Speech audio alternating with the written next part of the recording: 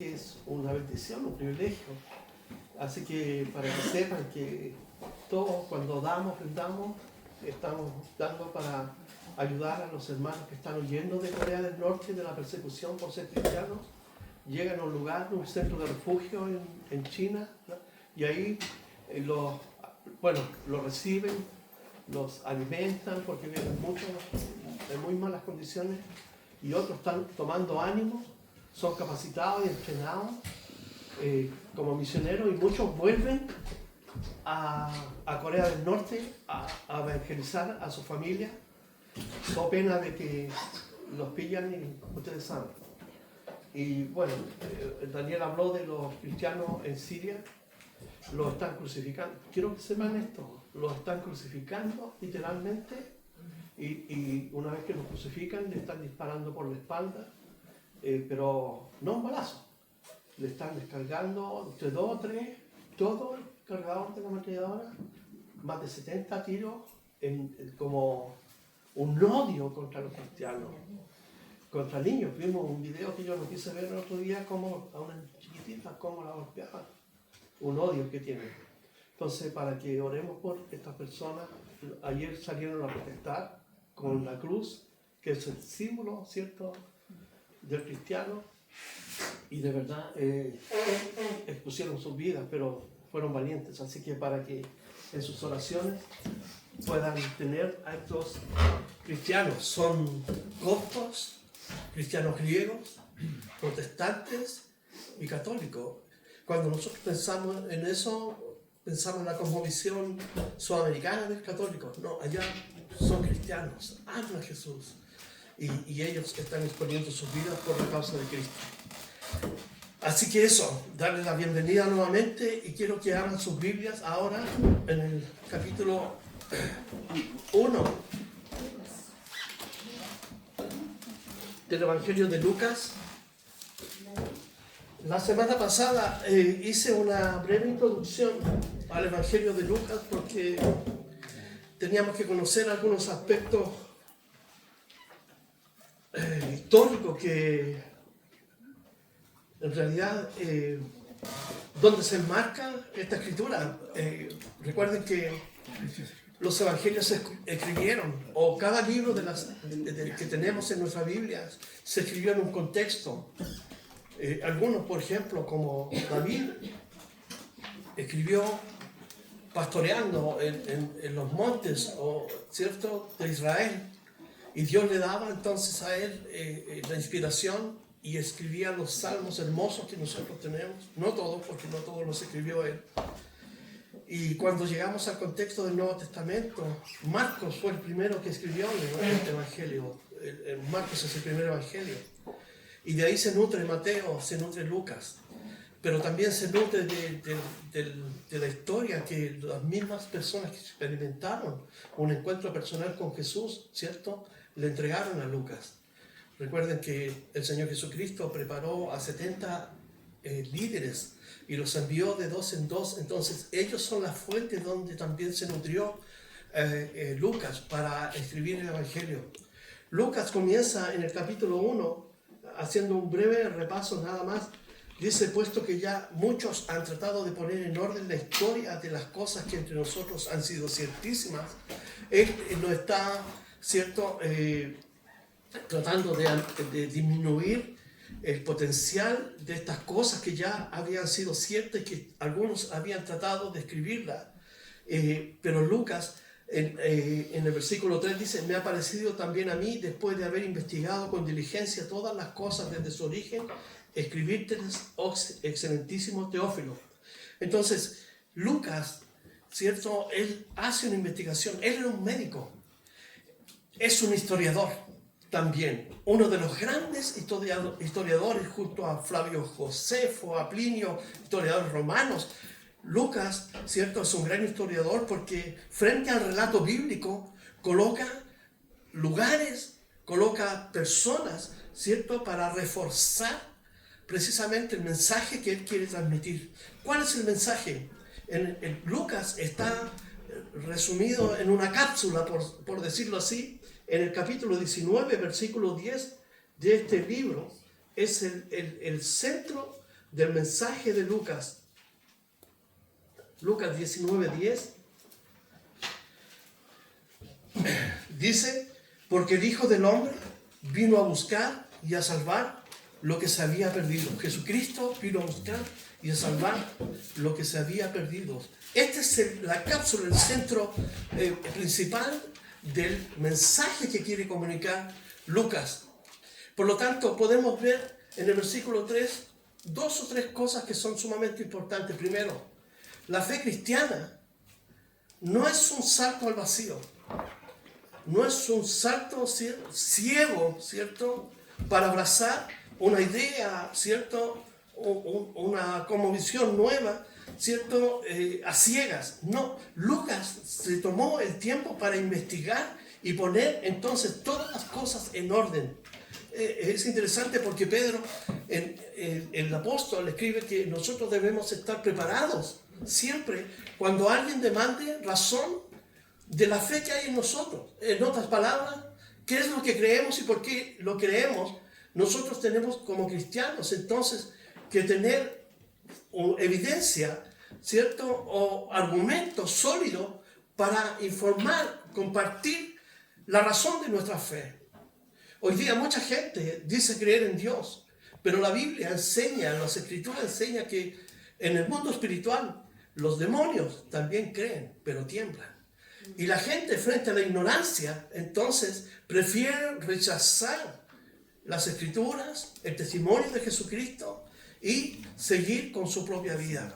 Entonces, nosotros tenemos que, como cristianos, presentar argumentos sólidos de nuestra fe. Por eso en el versículo 3, Lucas, volviendo al capítulo 1, dice, después de haber investigado con diligencia. ¿Qué quiere decir? Que él se gastó en tratar de buscar toda la información posible, genuina, que no reciba reparos de ninguna forma, de tal manera que pudiera escribirla no en orden cronológico, sino en orden sistemático de los acontecimientos que sucedieron allí.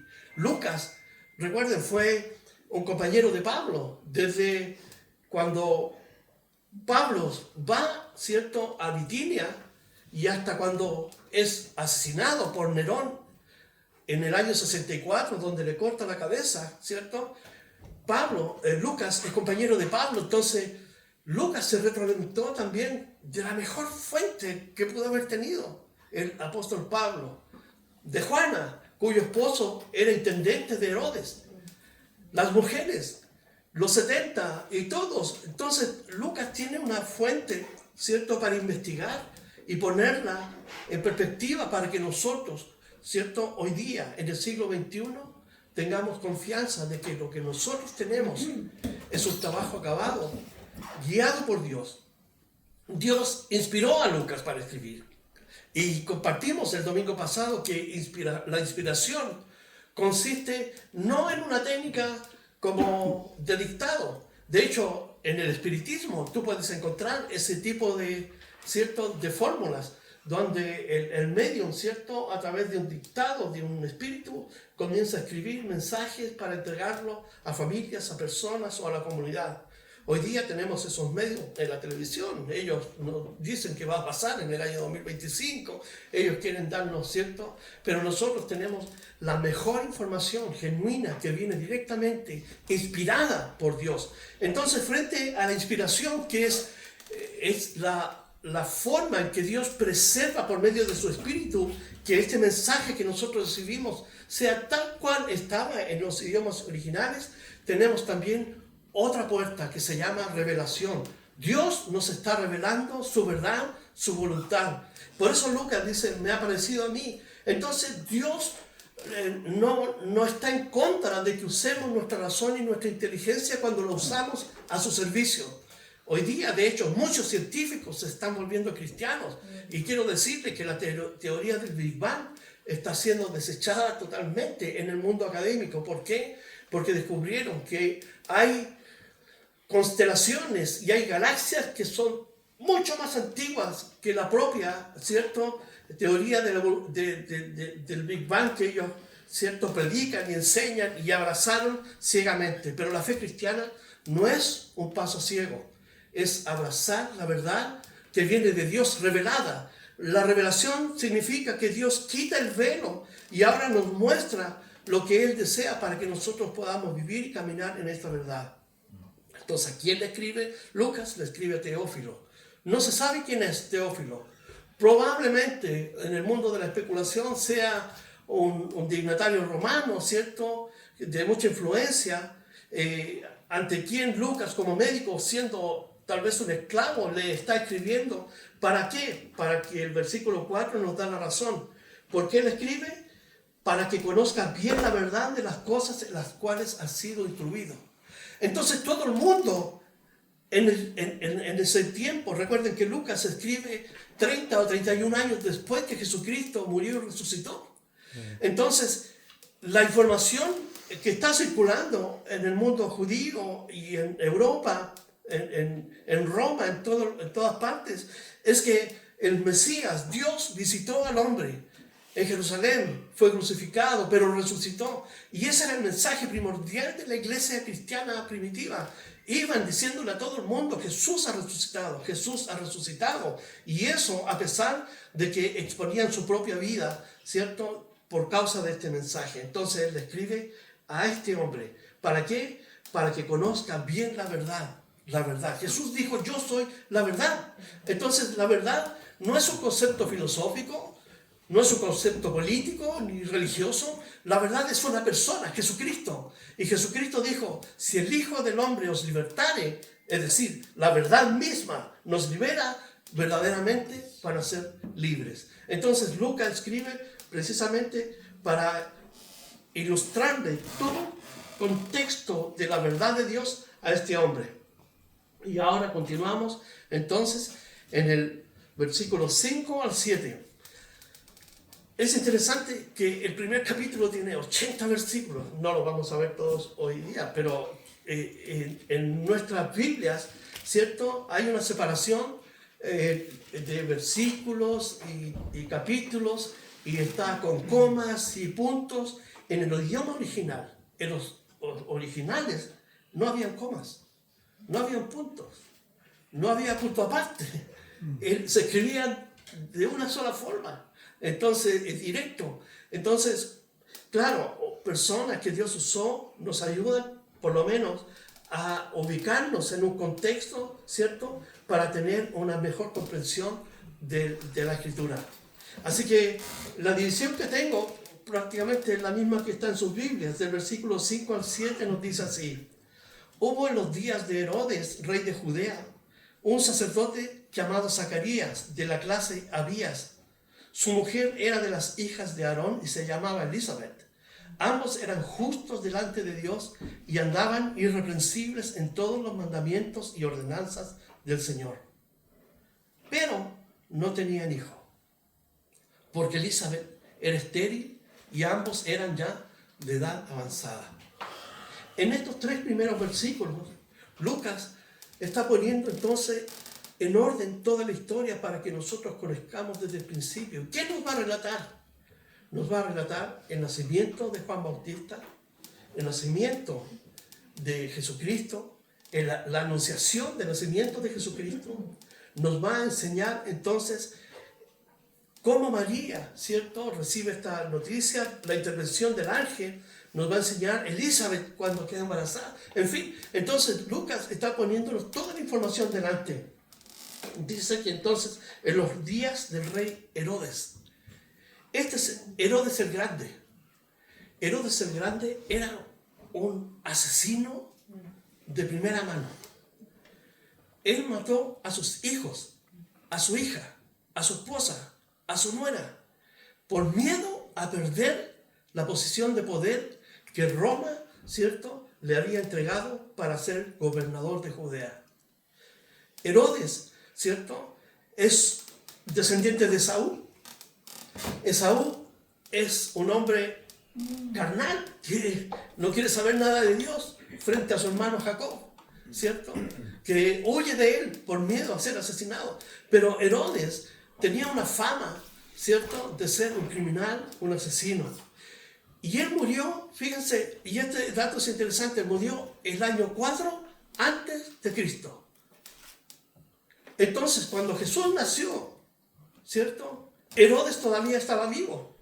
Porque de acuerdo a Mateos, el capítulo 2, el versículo 3 y en adelante, cuando vinieron los astrónomos que vinieron del oriente para visitar al niño que había nacido, no fueron al lugar de nacimiento al pesebre, fueron a la casa, un año después que Jesús había nacido. Y Herodes mandó a matar todos los niños menores de 2 años porque tenía celo, porque los astrónomos que llegaron del oriente le dijeron: hemos venido a ver al rey que ha nacido. Entonces ya tenemos el antecedente que él había matado a su mujer, había matado, ¿cierto?, a su suegra, a sus hijos. Entonces era un hombre que por ninguna causa quería perder la hegemonía y el poder y el control. ¿Por qué? Porque políticamente estaba instalado por Roma allí. Y en este contexto nace el Señor Jesucristo. En este contexto Lucas nos está situando una situación compleja. Recuerde que Roma era el imperio que gobernaba todo el mundo y estaba controlando toda la Asia Menor y toda la Palestina. Recuerde que el nombre palestino no existe. La región de Palestina bueno, más adelante lo voy a decir por qué, de dónde surge ese nombre. Pero en esa región nace, ¿cierto?, esta inspiración de Dios para estos hombres que nos traen la palabra de Dios. Allí nace Jesucristo. Se hablaba un solo idioma, el idioma griego. Y quien gobernaba y controlaba y dominaba, ¿cierto?, intelectualmente en el mundo griego. Porque recuerden que Roma venció a los griegos. Los griegos eran los que tenían el control y Roma con Pompeyo toma el control, ¿cierto?, el año 98 a.C. y establece el Imperio Romano, ¿cierto?, hasta el 447 cuando se cae. Pero Herodes nace el año 4. ¿Qué quiero decir? Que Jesucristo, estamos desfasados más o menos 6 o 7 años de nuestro calendario actual. Es decir, no estamos en el 2025, estamos 7 años más adelante. ¿Por qué? Porque Jesús nació el año 4 antes, o 4, de 4 a 7 antes de que Herodes muriera. Entonces, esto es un dato importante. Sigamos adelante. Dice que era el rey de Judea, un sacerdote llamado Zacarías de la clase de Abías. Zacarías era un sacerdote que estaba ministrando en el templo. Recuerdo que el templo era el centro de la vida espiritual de Israel. Todavía estaban haciendo los sacrificios, todavía estaban haciendo las ofrendas. Habían sacrificios en la tarde, en la mañana, las ofrendas en la mañana, en la tarde. En fin, estaban celebrando todas las fiestas, la Pascua, la fiesta de las semanas, la Pentecostés, todo. Y Zacarías, entonces, aquí es mencionado por el Espíritu Santo y su esposa, que era una de las hijas de Aarón. Pero fíjense este matrimonio. Ellos, la Biblia dice que eran justos delante de Dios y andaban irreprensibles, es decir, intachables, en todos los mandamientos y ordenanzas del Señor, pero no tenían hijos, porque Elizabeth era estéril y ambos eran de ya avanzada. Fíjense, la palabra justo significa recto.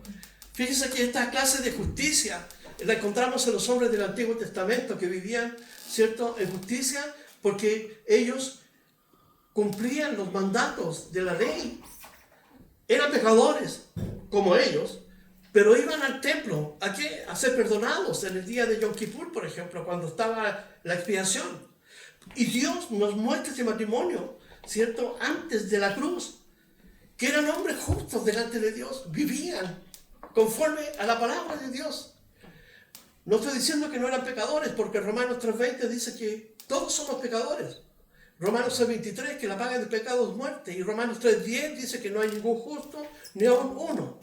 Pero ellos estaban justificados porque vivían todo lo que hacían, ¿cierto? Todo lo que vivían era en acto de fe, en buscar siempre la gracia de Dios, en buscar, ¿cierto?, agradar a Dios. Por lo tanto, fíjense, este pasaje me recuerda mucho a Job, el capítulo 1, cuando Satanás o Lucifer se presenta delante de Dios y Dios le dice: ¿no has visto a Job, hombre justo, que no hay como él en la tierra?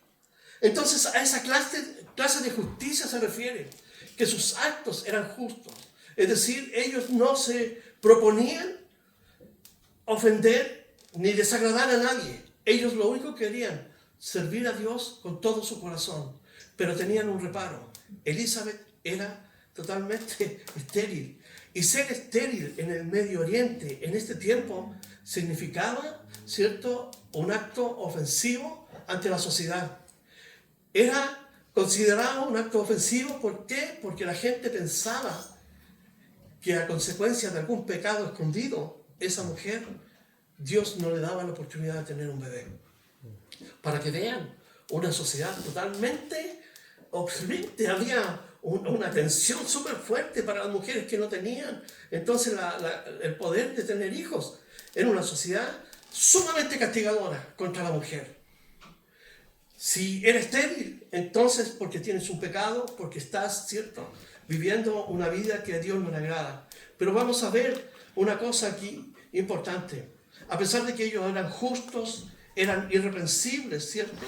Es decir, sin culpa delante de Dios, porque Dios permitió que ellos fueran exaltados como un ejemplo de justicia en cuanto a la forma de vida. Entonces, que esa clase de vida, y hoy en día también como cristianos, nuestra vida, nuestro testimonio, no depende de la aprobación de alguien, porque nosotros vivimos para Dios. Yo no necesito que alguien me diga, qué buen cristiano eres. Yo necesito agradar a Dios. Y eso es una cosa que nosotros tenemos que aprender y vivir con eso, en el sentido de que todos mis actos, todas las cosas que yo hago son para Dios. No tener hijos era una situación increíble. Y el otro reparo que tenían eran de edad avanzada. Esto me recuerda, por ejemplo, Sara, la esposa de Abraham. ¿Cuántos años tenía Sara? 90 años. Y Abraham, ¿cuántos años tenía? Y Dios le dice, te voy a dar un hijo. ¿Se acuerdan? Y la historia relata que Sara estaba dentro de su carpa, porque ellos eran nómades, ¿cierto? Vivían moviéndose de un lugar a otro. Estaba dentro de su carpa y escuchó cuando a Abraham le dijeron, vas a ser padre, te voy a bendecir con un hijo. ¿Y ella qué hizo dentro de la carpa? Es como una risa, como... no sé.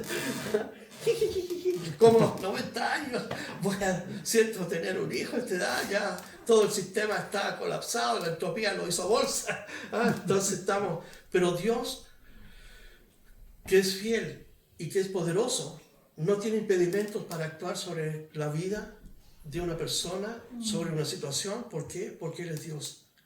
Y fíjense, qué interesante, porque ellos eran de edad avanzada, nos dice la Escritura, no tenían hijos. Así que una de las cosas que ellos hacían, obviamente, era orar y hablar con Dios, compartirle, ¿cierto?, su problema. Y esa es una de las realidades de la vida, ¿cierto?, de un matrimonio, que tiene que expresarle a Dios sus problemas en unidad. Estamos viviendo una situación, Dios. Tal vez hasta hay diferencia de opinión y eso está bien, pero uno tiene que poner la situación delante de Dios. Fíjense, yo anoté unas cosas aquí. Las dificultades matrimoniales no son necesariamente un indicativo de falta de fe o de pecado. No, no es necesario. Porque aquí ellos no tenían un hijo y la sociedad los castigaba, pero Dios no. ¿Por qué? Porque Dios dice que ellos eran justos y irreprensibles. Pero precisamente frente a un problema, ¿cierto?, tiene que existir esa unidad. ¿Para qué? Para buscar las soluciones en Dios. Una fe genuina no depende de resultados inmediatos. Ellos eran de edad avanzada y precisamente muchas veces Dios deja pasar el tiempo para glorificarse en estas situaciones frente a un mundo incrédulo, ¿cierto? Zacarías no estaba impedido de seguir sirviendo a Dios por causa de este problema. Al contrario, era una motivación para seguir adelante. Así que Dios no lo juzgó por esta situación, al contrario, Dios estaba alabando su obediencia y que ellos en medio de las dificultades estaban perseverando y ellos seguían, ¿cierto?, confiando en Dios. Eso es una cosa importante.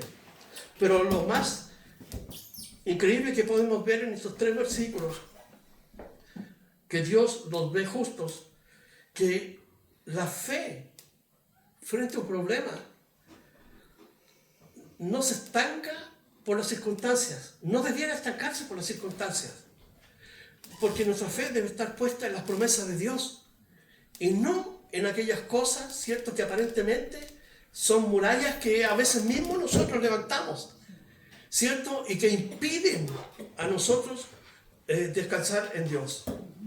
Cuando razonamos la fe, puede llegar un punto en que no dejamos que la fe, ¿cierto?, se mueva en la confianza en Dios, porque la razón toma control de nuestra vida. Y la razón que nos dice, ¿qué dice? No, no es posible. La razón que dice, no, yo sé que Dios sí, pero Dios no va a pasar. ¿Por qué? Porque frente a situaciones que creemos que son imposibles, creemos que Dios no puede hacerlo. Dios le dijo a Pedro, mira Pedro, lo que para los hombres es imposible, para Dios lo es. Pablo dice en Filipenses 4:13, yo todo lo puedo en Cristo que me fortalece. Es decir, puedo esperar a través de la adversidad y descansar en Dios. Porque mi fe no descansa en el problema, mi fe descansa en Dios que soluciona mis problemas. Dios conocía el dolor que ellos tenían, un dolor como padres en ese tiempo. Imagínate, perdieron la oportunidad de ser padres. ¿Cómo vamos a ver? No, porque Dios honra la fe. Entonces, el tiempo de Dios es perfecto, como lo señala aquí. Dice, ¿por qué? Porque ellos eran justos y irreprensibles y andaban caminando en la verdad de Dios.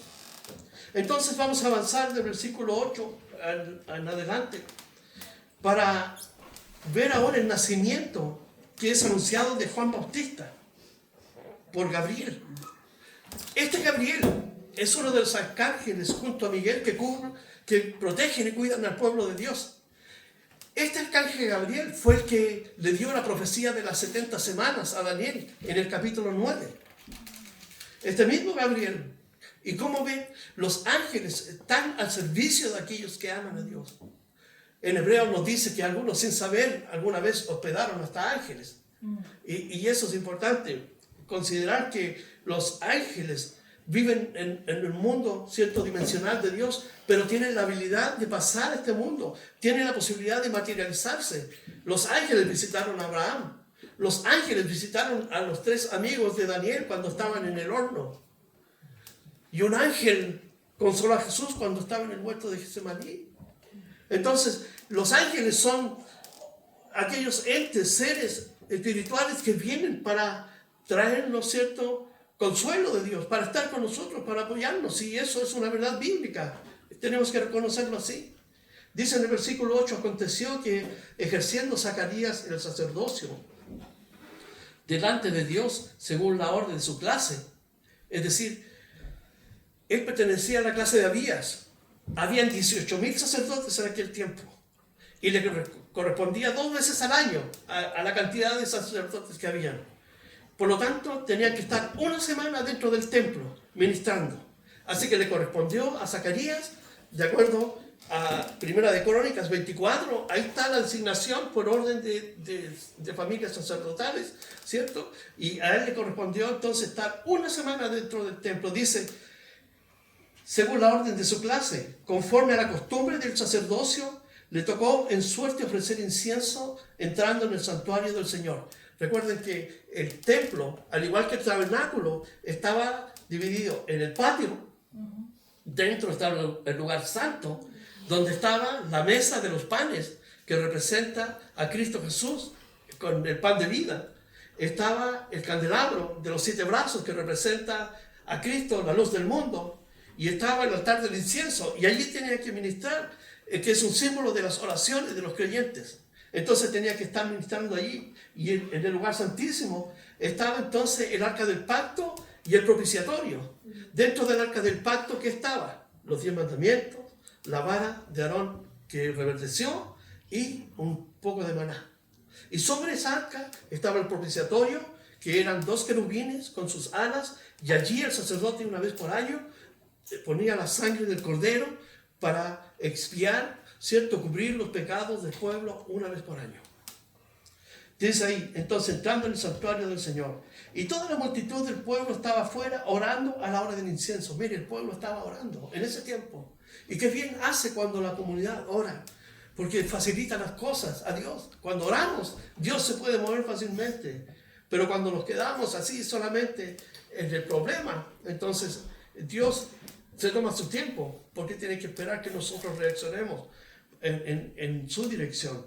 Dice que estaban orando y se le apareció un ángel del Señor puesto de pie a la derecha del altar del incienso. Y se turbó Zacarías al verles y se sobrecogió de temor, pero no un temor de miedo, sino un temor luminoso, como dice C.S. Lewis, un temor reverente, un temor que el proverbio lo señala como el principio de la sabiduría.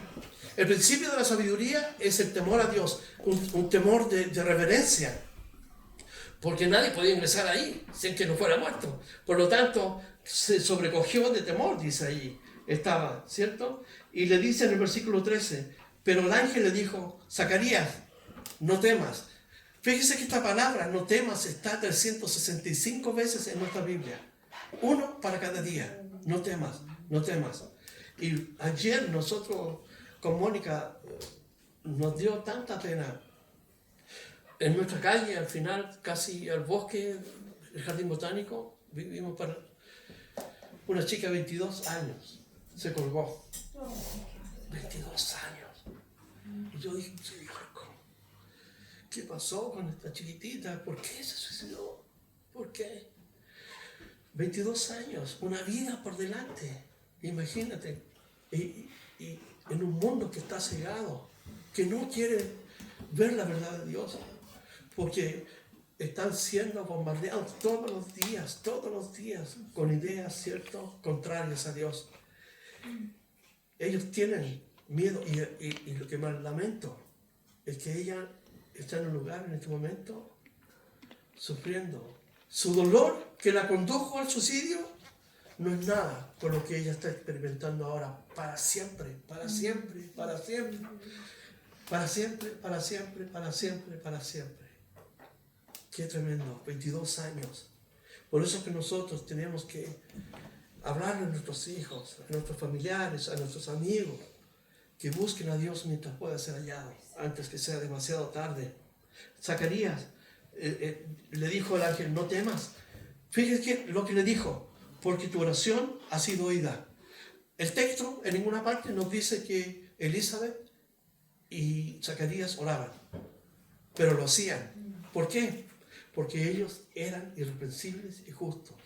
Entonces, uno nada más tiene que ver la vida, ¿cierto?, de ellos, este matrimonio, y saber que eran hombres que vivían conforme a la palabra de Dios. Y cuando un cristiano se sujeta a los principios de Dios, ¿qué hace? Ora, busca a Dios, lee la palabra, le pide a Dios que le muestre, ¿cierto?, su verdad, que ilumine la verdad, porque intelectualmente podemos recibirla en nuestra mente, pero nuestro corazón puede quedar vacío. Pero cuando el Espíritu Santo ilumina esa palabra, esa verdad se hace viva en nuestro corazón y la podemos entonces llevar a la práctica en obediencia a lo que Dios quiere. Así que le dijo, tu oración ha sido oída y tu mujer Elizabeth dará a luz un hijo y le llamará su nombre Juan.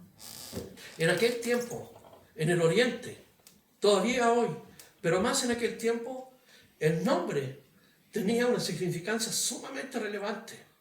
Fíjense que en la cultura cananea, cuando Israel iba saliendo del desierto para conducirse, ¿cierto?, a Egipto y a establecerse en la tierra de Canaán, donde estaban los amorreos, los jubeseos, los cananeos y todos los, ¿cierto?, la concepción que había allí de sus dioses, que era Astarot, Baal, ¿cierto?, Moloch, toda esta playa de dioses adoraban las constelaciones, ¿cierto?, a través del horóscopo y todas esas cosas. Es que ellos pensaban que si llegaba un momento en que podían tener el control del nombre de ese Dios, podían manipular a ese Dios. Era un mito que circulaba y era una creencia particular de los pueblos cananeos. De hecho, los egipcios también fueron contaminados con esta concepción. Los babilonios, los que vivían. En Éxodo 3, por ejemplo, Éxodo le dice, ¿cuál es tu nombre? Para que yo les diga que tú me mandaste. Pero bajo la concepción mítica, tal vez Moisés estaba pensando tener control sobre ese nombre. Y Dios, ¿qué le dice? Yo soy el que soy. ¿Se dan cuenta? Entonces, trayendo esta idea, ¿cierto? Por ejemplo, Abraham se llama padre de multitudes. A Jacob le cambiaron. A Jacob era su nombre, ¿cómo era? Usurpador. Es decir, cada nombre tiene una significación. Entonces correspondía que aquí, que Zacarías tuviera su hijo y se llamara Zacarías. O el nombre que él quería ponerle, pero el ángel aquí le dice, no le vas a poner tu nombre, ni el que quieres tú, le vas a poner el que yo quiero, Juan. Porque Juan significa Padre de Misericordia.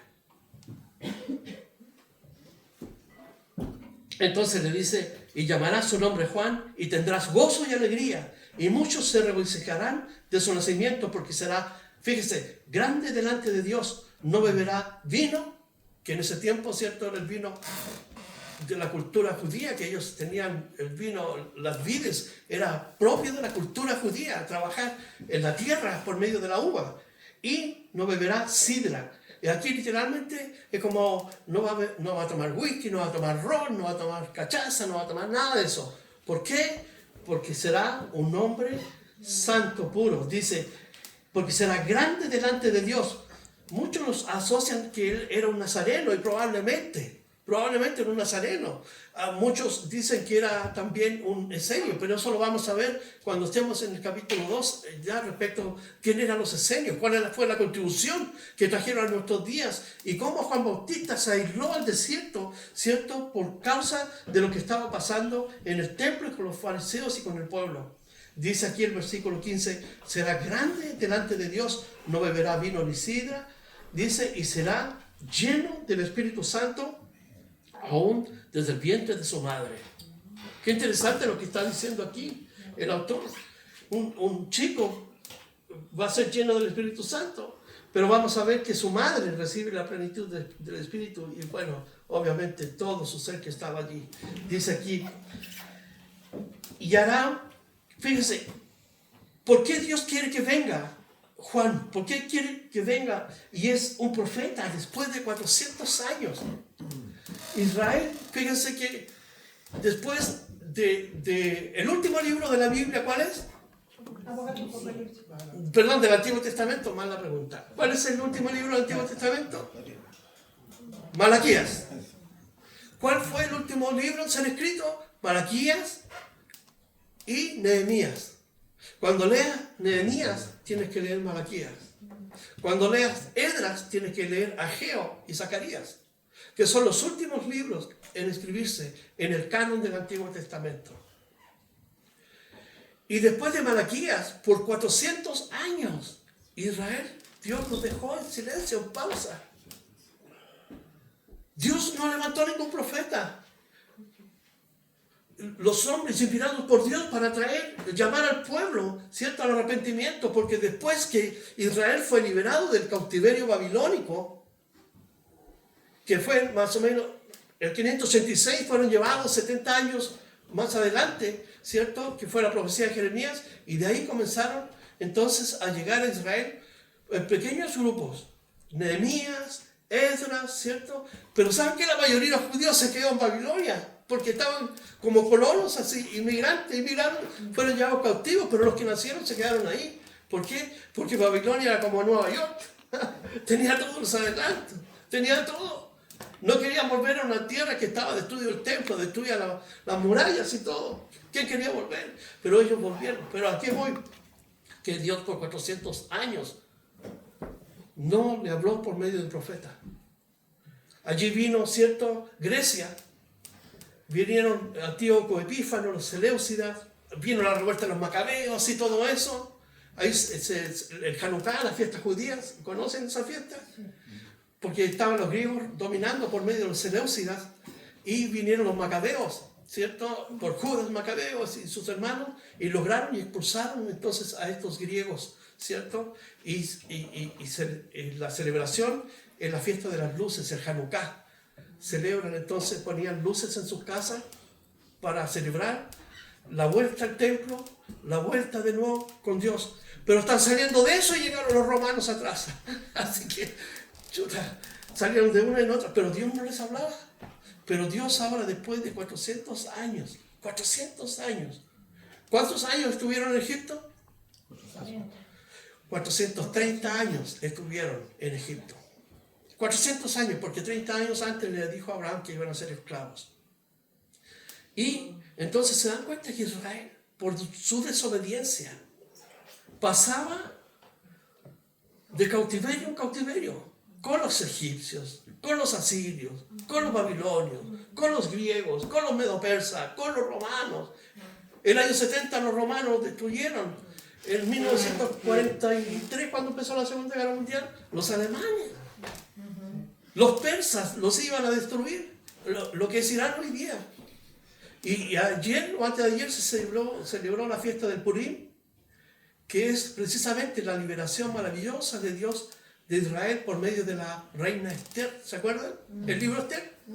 Ayer se celebró la fiesta del Purim.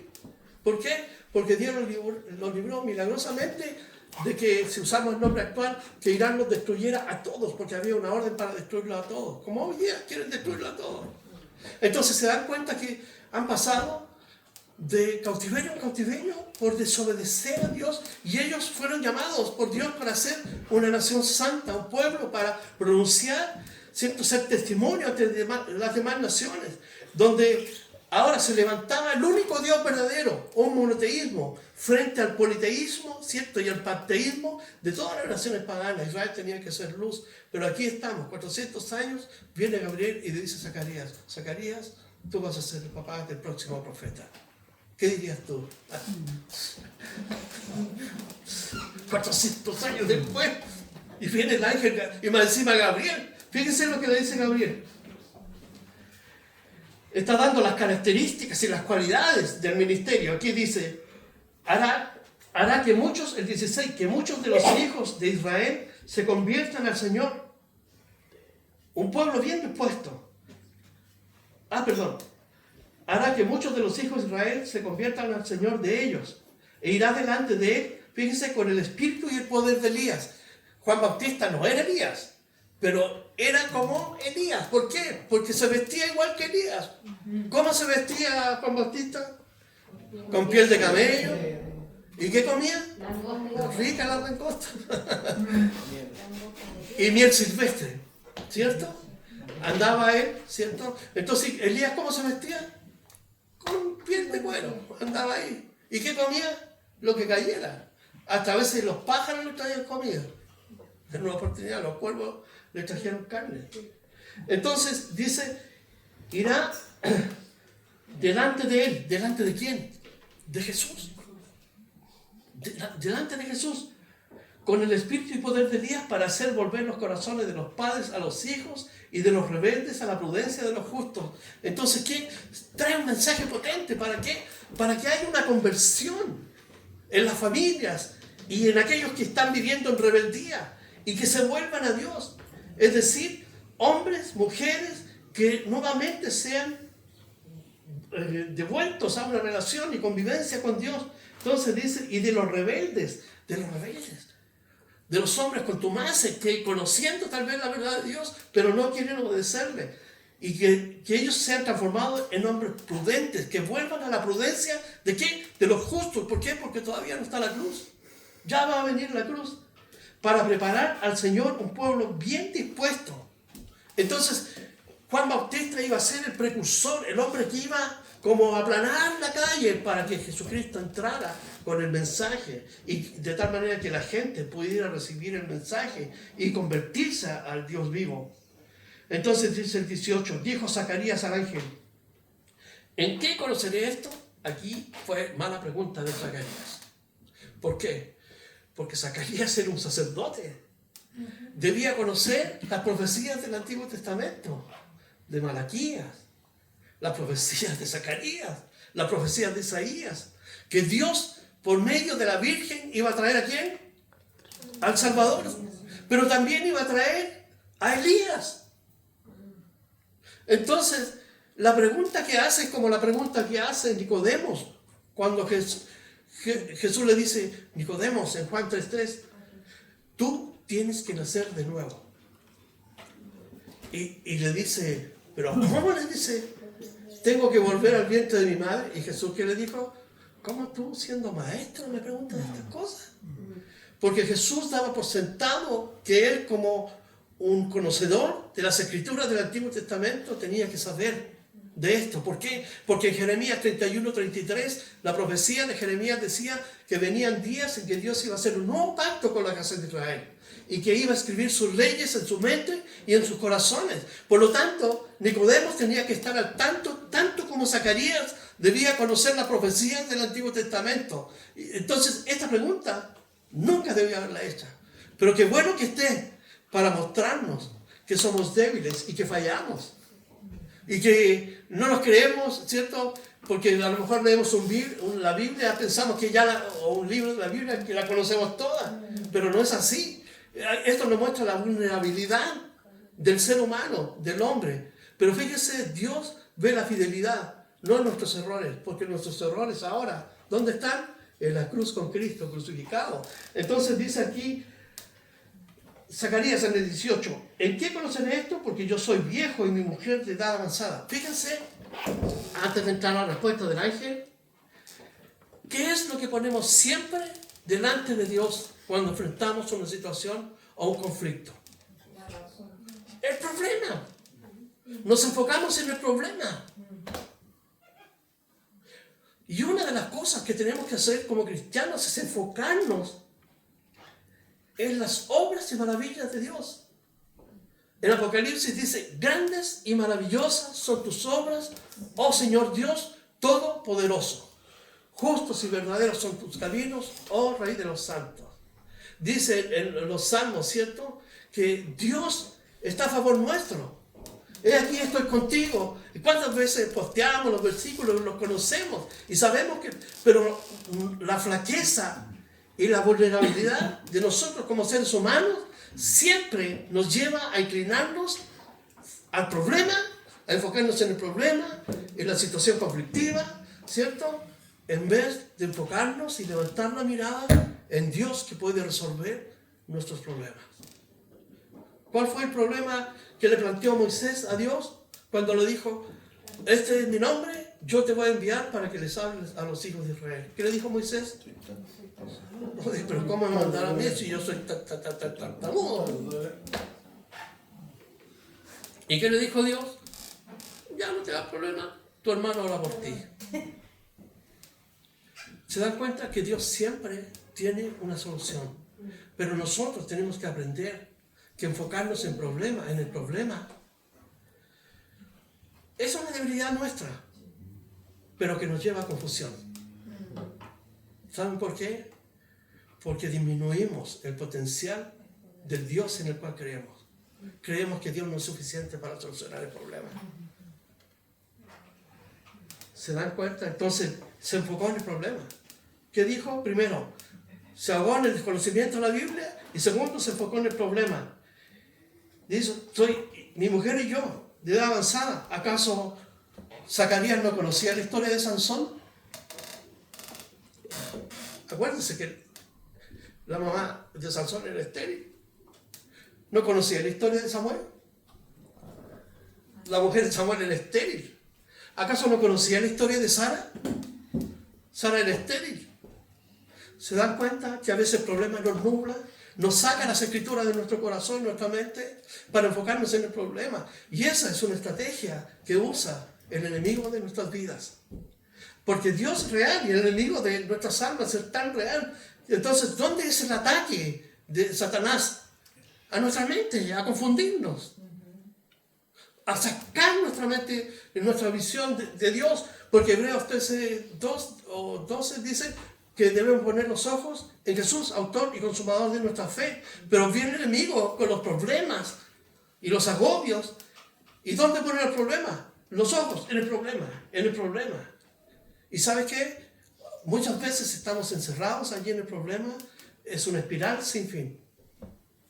Y a veces Dios no hace la obra, ¿sabe? Por causa del cejo que hay en nuestra vida, esa incredulidad que de pronto aparece.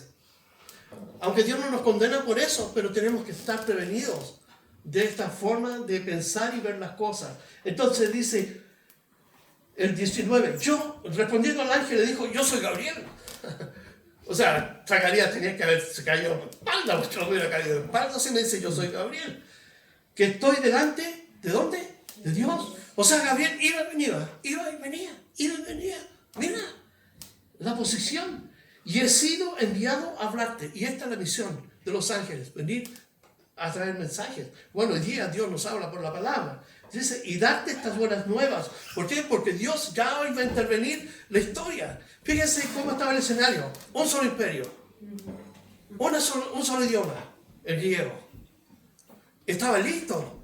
Entonces, estaba listo para irrumpir en este escenario para traer la verdad del Evangelio.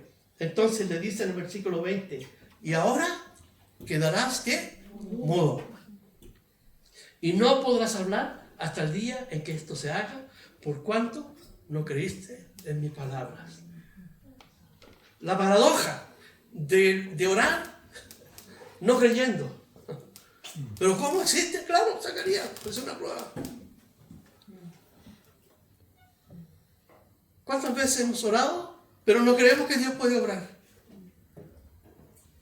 Porque nos enfocamos ¿dónde? En el problema. Y hacemos el problema más grande que Dios, que es más grande de los problemas. Entonces dice aquí, mire, Zacarías oraba persistentemente por un hijo. Y cuando recibió la respuesta, entonces tuvo un quiebre. Nuestra naturaleza humana, con esto voy a ir terminando, es contradictoria. Pero aún los justos pueden experimentar esta debilidad de tener sesgos de incredulidad muchas veces. ¿Por qué? Porque nuestra lógica está desafiada, nuestra razón está desafiada frente al problema.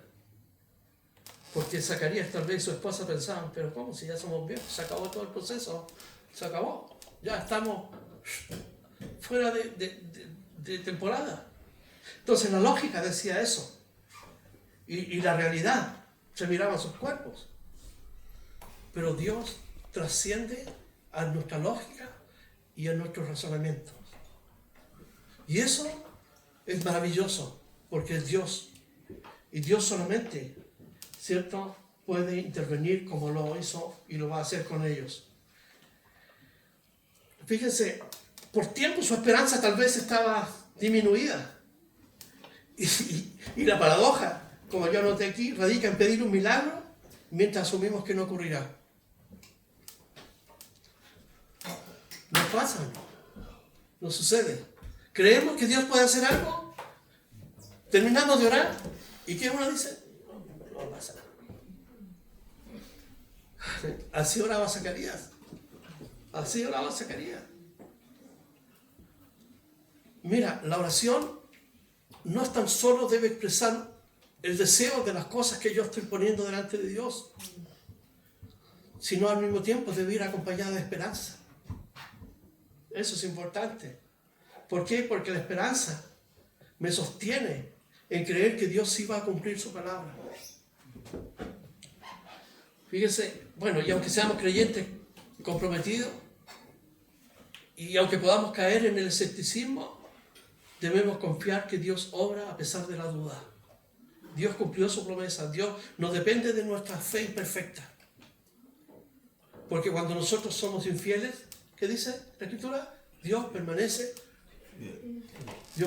fiel. Y le damos gracias a Dios porque Él es Dios. Y nosotros, seres humanos, que necesitamos de Él cada día. Las consecuencias de la incredulidad, ¿cuáles son? Para Zacarías, ¿cuál fue? Quedar mudo. Pero a veces, ¿sabes qué? Y esto es una realidad, porque está probado científicamente. Muchas veces la incredulidad, cuando pasamos situaciones difíciles, provoca que nos enfermemos. ¿Sabes qué? Muchas veces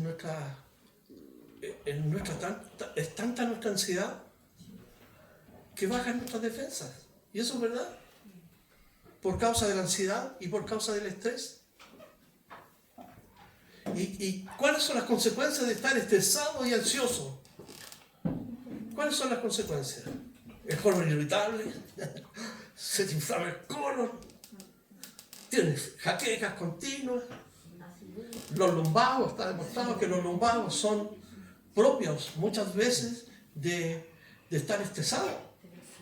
Los dolores musculares, están agotados, el insomnio. ¿Se dan cuenta? Y estoy seguro que nosotros hemos experimentado en alguna ocasión situaciones así. Es porque no hemos aprendido todavía a poner nuestra confianza plenamente en Dios. Jesucristo dijo, por nada estéis afanosos, por nada. Miren las aves del campo y las flores. Ni aun Salomón se vistió como una de ellas.